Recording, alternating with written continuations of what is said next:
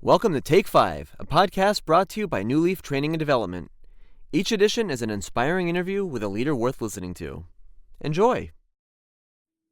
Hey, I'm Paul Butler. I'm one of the client partners at Newleaf Training and Development, and I'm so delighted to be joined today by Clark Souers, who is the CEO and founder with The Expert Effect. Clark, can you believe it? For 18 years now here at Newleaf, we focus on our core purpose of helping people and organizations better manage themselves, lead others, and grow business acumen.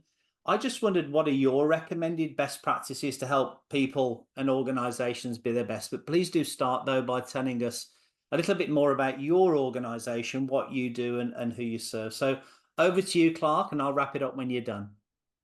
Sounds good, Paul. Really excited to share.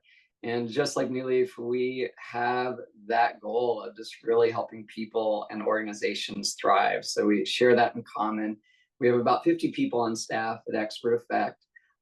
Some are experts who focus on human resources, and we have just people who focus on all aspects at the HR director, VP level, but then also individuals who are real specialized in certain areas. And then we also have a team of stress resiliency experts, and they help people in high-performing roles become even more resilient to the stress that they face. And so for the best practice, there's so many out there. This one's fresh in my mind because I love the Olympics. I wish I could just take a 2-week vacation every time the Olympics roll around and just watch 24/7. And something that I noticed with the Olympics is these athletes show up knowing that defeat is a possibility. And we really, in the business world, we do not want to have defeat. We see defeat as a big setback, and we have tons of anxiety around it. And especially when people get into leadership roles, they feel like they have to show up winning the gold or the silver, the bronze every time. And athletes, they show up to events knowing that defeat is a big possibility. Those Olympic athletes, they know they might not get on the podium. They have a lot of confidence that they will, but they know that it might not happen. And so in the business world, I feel like if we could show up knowing that defeat is a possibility and to be more resilient, just like athletes are, it could go a long way. So you think about Olympic athletes, pressure is intense. And if they have defeat, they have to wait 4 years until they have a chance at the Olympics again. And in the business world, we don't have to wait 4 years. We can recoup quicker.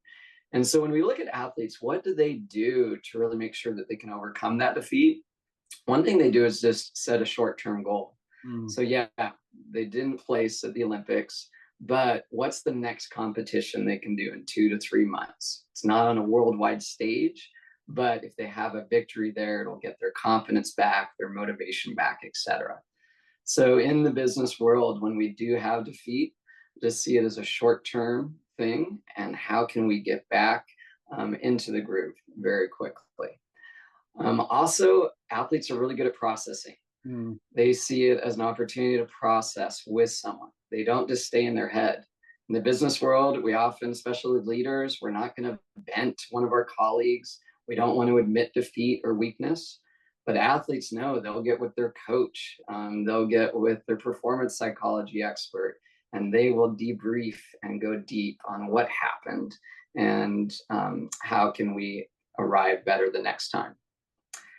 And then the other thing that I think athletes are good at is they see defeat as really good intel for the future, rather than seeing it as a learning experience. I have 2 boys, 10 and 12. And whenever I tell them, if they mess up with something like, let's look at this as a learning experience, boys, they tune out immediately.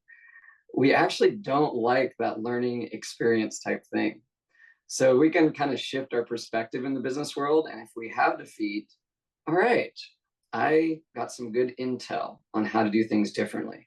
An Olympic athlete, they're like, now I know what it's like to show up with athletes around the world and be in front of such a large audience, and I'm going to nail it next time. So we do the same thing. Could be good. So that's what I have for you today. I really hope these tips are very helpful, and just this concept and way to look at things differently are very helpful to everyone who's tuning in. Mm.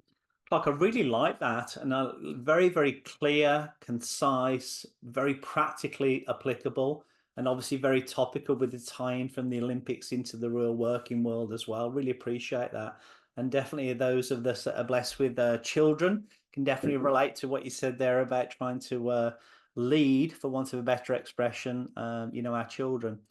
Just a message out to the subscribers to keep an eye on the events page for the activities that we have going on throughout the course of the year, most of which are available for free for subscribers.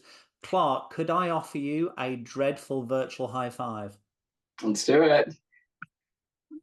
Oh, I was off on the timing. That's defeat. We'll get it better next time. Clark, I really appreciate you taking a few minutes with us today. Thanks ever so much. You're welcome, Paul. Pleasure.